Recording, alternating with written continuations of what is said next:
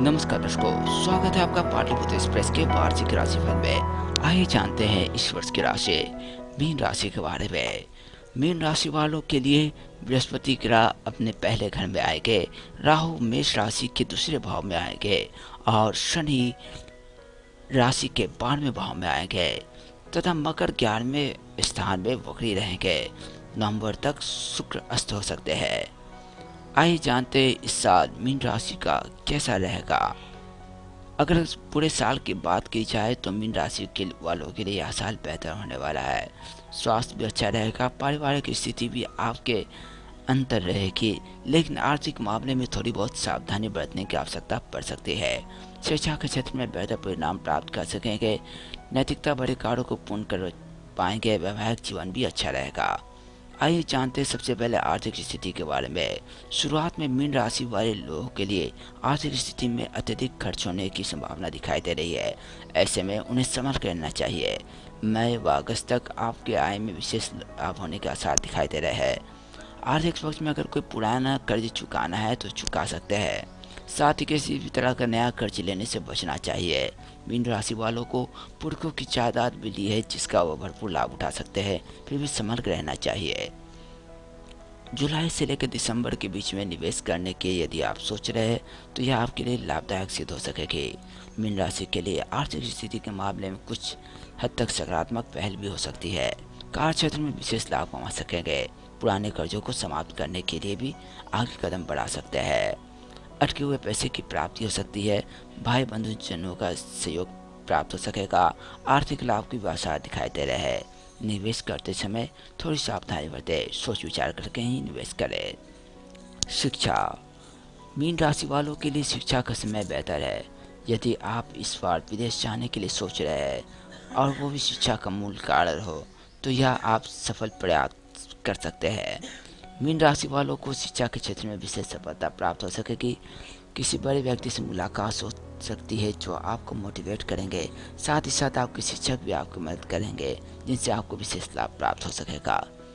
मेहनत के अनुसार ही सफलता मिलती है, इस बात को विशेष ध्यान में रखें। मीन राशि वालों के संतानों के लिए भी यह साल सकारात्मक रहेगा। अप्रैल में बृहस्पति लग्न राशि में आएंगे जो मेहनत ही करने वाले बच्चों को विशेष सफलता दिलाएंगे। मेहनत से ही सारे परिणाम मिलते हैं, इस बात को सदैव याद रखें। अब हम चलते हैं हमारे अगले सेगमेंट में, पारिवारिक जीवन। पारिवारिक जीवन की बात की जाए तो यह बेहतर समय है।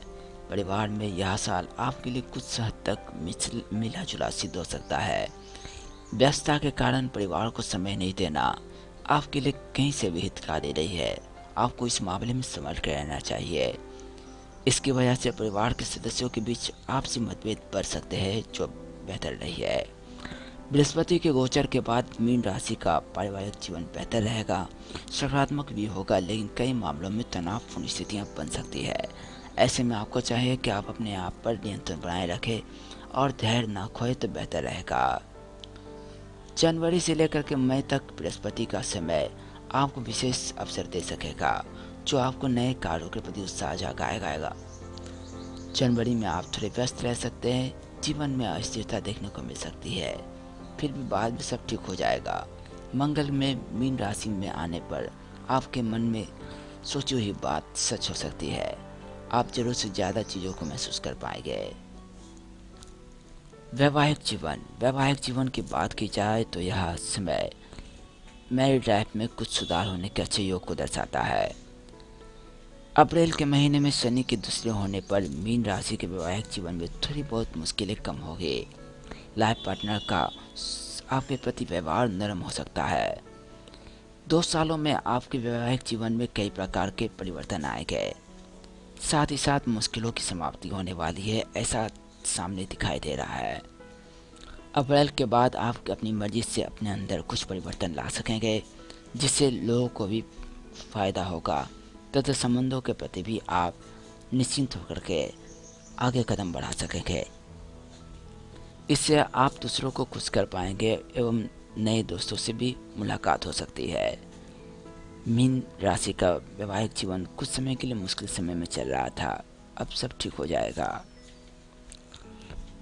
प्रेम जीवन। प्रेम जीवन की बात की जाए तो यह साल तनाव व समस्याओं से भरा रह सकता है। यदि आप रिलेशनशिप में हैं तो कई प्रकार के मतभेदों का सामना करना पड़ सकता है, जो आपके लिए कहीं से भी हितकारी नहीं है। लव लाइफ में अपने लव पार्टनर के साथ बहस ना करें तो बेहतर होगा। दृढ़ता के साथ कार्य करें, समस्याओं को सुलझाने का प्रयास करें। जून से दिसंबर के बीच में परिस्थिति आपके बस में होगी। यदि आप शादीशुदा हैं और जीवन में पारिवारिक मुद्दों पर किसी बात को लेकर अनबन हो रही है तो इससे बचने का प्रयास करें तो अच्छा रहेगा। यदि आप सिंगल है और रिलेशनशिप में आना चाहते हैं तो कई प्रपोजल भी प्राप्त हो सकते हैं। लेकिन यदि आप सोच रहे हैं कि आप अपने प्रेम जीवन को शादी के जीवन में कन्वर्ट करें तो अभी यह समय बहुत मुश्किल है। अभी आपको थोड़ी धैर्यता बनाए रखनी चाहिए। जल्दबाजी में निर्णय न ले तो बेहतर होगा। स्वास्थ्य की बात की जाए तो इस साल मीन राशि वालों के लिए यह समय मिश्रित फलदायी साबित हो सकता है। कई प्रकार की बीमारियों से ग्रस्त हो सकते हैं और पीड़ा भी बढ़ सकती है। ऐसे में आपको संभल कर रहना चाहिए। चूँकि आपके 12वें भाव में गोचर में बृहस्पति है, जिससे आपकी सेहत पर असर देखने को मिल सकता है।